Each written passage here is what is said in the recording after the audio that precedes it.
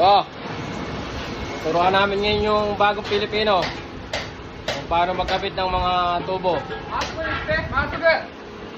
Kailangan nihongo ang sasabihin para matutong mabilis. Eh, siyempre ako, command lang. Tsaka si boss. Ayan, si boss. Oh.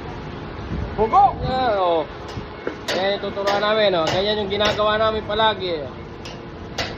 Kinakadkad yung tubo pag dudugtong-dugtongin. Eh, siyempre, may diskarte rin dyan. Basta pag-araw ng linggo, unang linggo ng buwan, andito kami sa parking. Mga nagkakaulo-kulot-kot. Ayan, oh. Dalawa, ayun, oh. Salita kayo sa video. Eh, siyempre ako, panood-nood lang. Eka nga, mindset. Ubos oras. Tanga ng konting tornilyo, konting tubo, linis ng konti, pahinga. Mindset ba, mindset. Ano mga diskarte Pilipino? Linggo ngayon linggo. Tatrabaho kami. Pambiling ulam, pwede na. No, boss, pambiling ulam, pwede na, ano? Sa peso, magkano isang araw natin dito? 2,000. 2,000. 8 oras. Oh. Pakwento-kwento lang. Paikot-ikot, eka nga. Ano? Tinuturuan namin bago. Ito. Ito? Ay, Yan o. Yan yung pag-assemble namin sa umaga. Kinakadkad muna yung mga tubo. Yan o. Pagdudugtong-dugtongin niya.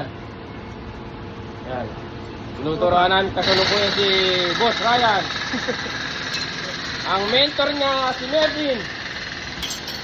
Ang pams ako. Ganyan lang ang diskarte namin sa trabaho araw-araw.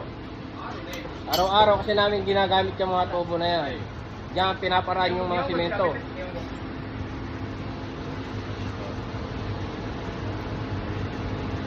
Yan, si Ryan.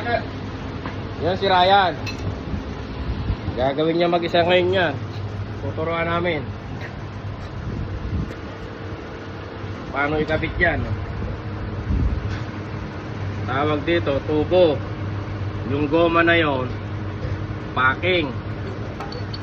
Tapos yung lock.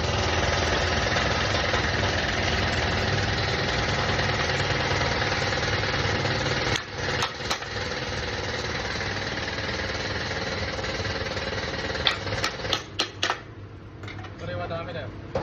Korewa. Kuchini shinai to. Kuchito ka. Shinai to. これ叩くだから。Yun lang. 叩いたら下に Bye bye.